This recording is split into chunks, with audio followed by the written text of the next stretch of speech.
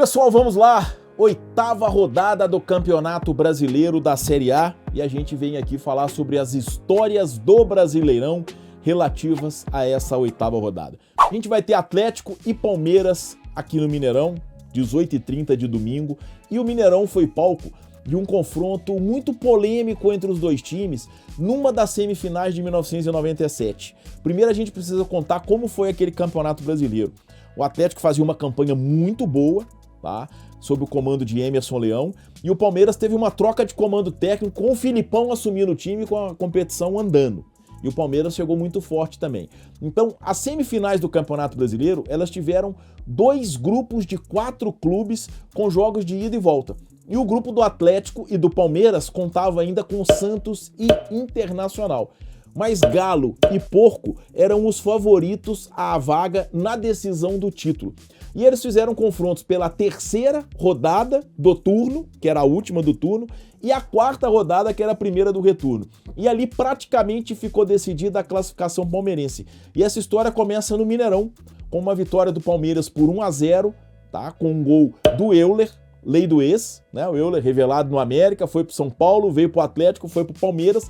O Euler fez 1-0 pro Palmeiras num jogo muito polêmico, tá?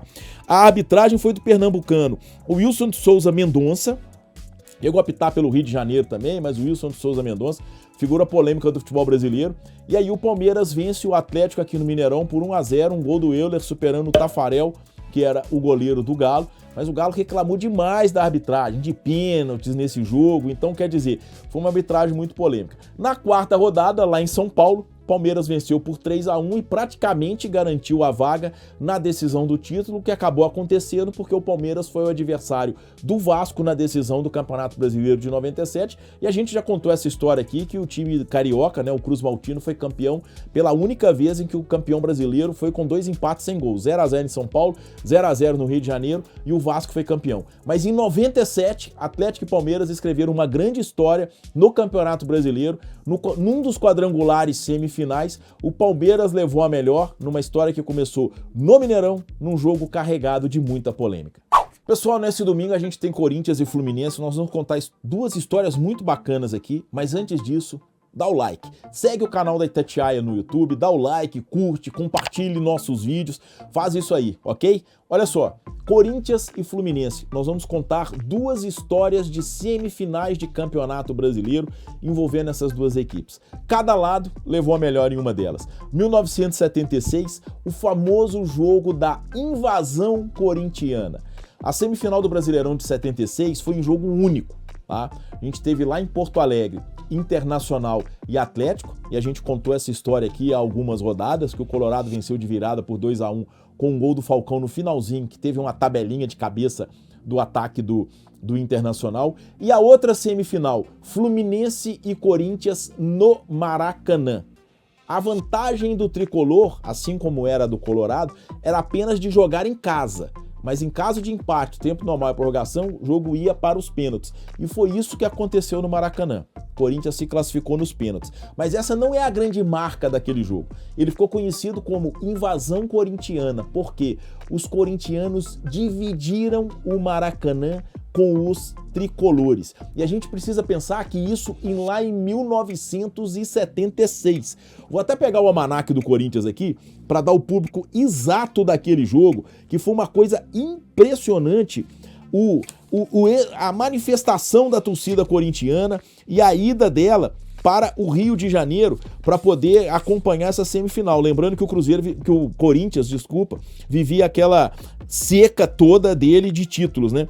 O Maracanã recebeu naquele 5 de dezembro de 76, 146.043 pessoas. Sim, 140, quase 150 mil pessoas no Maracanã. Um jogo que terminou empatado por 1-1.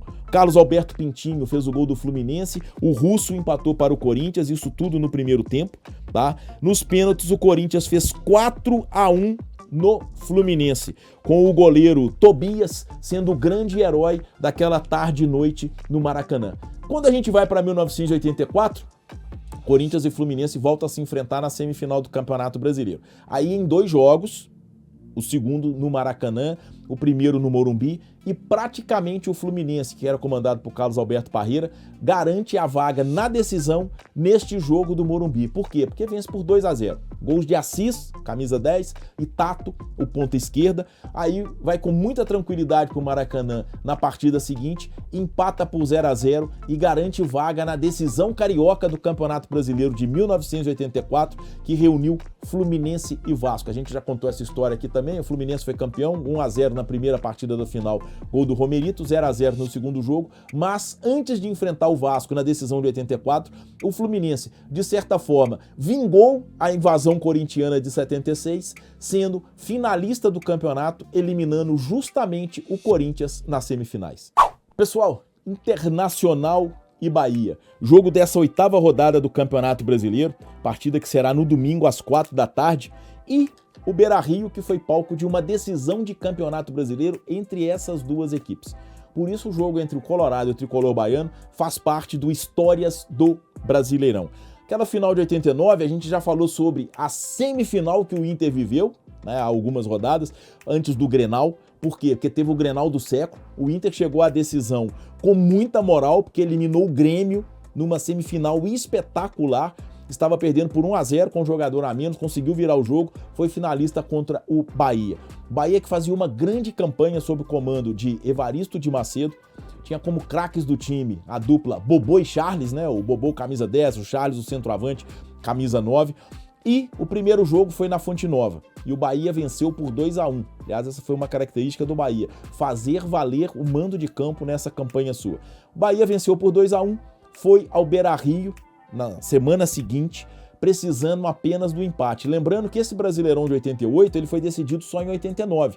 Era a segunda e última edição da Copa União, e ela invadiu o ano seguinte, problema de calendário no futebol brasileiro, ela invadiu o ano de 1989. No segundo jogo, na Gigante do Beira-Rio, tá? O que aconteceu? Empate por 0-0 e o Bahia campeão brasileiro 30 anos depois da primeira conquista dele. Por que a gente está dizendo 30 anos depois da primeira conquista dele? Taça Brasil de 1959. Em dezembro de 2010, a CBF fez a equiparação dos títulos brasileiros, a unificação dos títulos brasileiros, e considerou quem venceu Taça Brasil, Robertão ou Taça de Prata também como campeão brasileiro. Isso faz com que o Bahia seja o campeão brasileiro de 1959 e em 1989, mas relativo a 1988, tá? A Copa União de 88, o Bahia conquista o Campeonato Brasileiro em cima do Internacional dentro do Beira-Rio com um empate por 0-0. Pessoal, Flamengo e Cruzeiro jogam neste sábado, 6h30 no Maracanã, 6h30 da noite. É impressionante, né? Porque é um jogo que tem muito cara de Copa do Brasil, né? Porque eles fizeram duas decisões, 2003 e 2017. O Cruzeiro venceu as duas, né? A última nos pênaltis, a primeira com mais facilidade, mas de toda forma é um confronto que também faz parte das histórias do Brasileirão. E faz parte por quê? Por causa de dois personagens marcantes do futebol brasileiro. Antes disso, segue a gente no YouTube, segue o canal da Itatiaia, dá um like pra gente, compartilhe os nossos vídeos, curta os nossos vídeos e acompanhe sempre o Histórias do Brasileirão. A gente vai começar falando lá de 1989, tá? O Cruzeiro brigava com o Vasco pela vaga do grupo na decisão do Campeonato Brasileiro. Uma briga pau a pau dos dois clubes ali pela vaga no Campeonato Brasileiro. E já na reta final, o Cruzeiro fez um confronto decisivo com o Flamengo no Mineirão. E era a última partida do Zico. Naquele ano, ele se despediu do Flamengo, aí depois foi jogar no Japão, no Gigante da Pampulha, que foi um palco importante do camisa 10 do Rubro Negro, que recentemente completou 70 anos. E antes de a bola rolar, a torcida cruzeirense gritou o nome do Zico. Deixou o jogador até um pouco emocionado, embora já fosse um veterano, muito experiente. O torcedor cruzeirense gritou o nome do Zico, mas o Zico pôde arrumar pouco para o time dele. O Cruzeiro acabou vencendo por 2-0, na verdade, foi uma partida em que teve muita superioridade do Cruzeiro. Edson chegou a perder um pênalti, o Eider fez 1-0 e o Balu, lateral direito do Cruzeiro, marcou um golaço e o Cruzeiro venceu por 2-0 e seguiu na sua batalha com o Vasco pela vaga na decisão do Campeonato Brasileiro. Aí a gente pula um pouquinho, vai lá em 1993. Por quê? A gente teve um Cruzeiro e Flamengo no Mineirão pelo Brasileirão de 1993. E por que eu coloco esse jogo nas histórias do Brasileirão? porque contra o Flamengo, e é interessante que é o seu clube de infância, né?